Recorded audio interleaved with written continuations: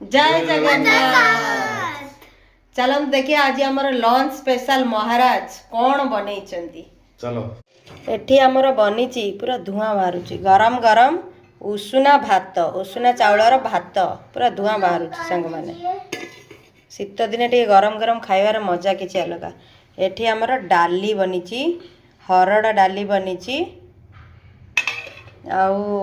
एठी आमर मूला गाजर कंचा लंकार सालाड होइछि एटा एठी रहला पूरा स्पेशल मेन कोर्स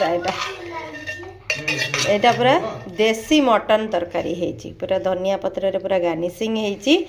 एबे आमे जल्दी जल्दी प्लेट रे बाढ़ी नबा और बिना विलंब करिकी आमे खाद्य को खाईदबा। एटा देखंतु लुकटा केमिति आसुची एटा हला पणस कठा कषा बनी आलू आउ पणस कठार कषा बनी पूरा कषी कषी पणस कठार कषा बनी सांग माने एटा देखंतु केमिति आसुची आ लुकटा रही सांग जय जगन्नाथ।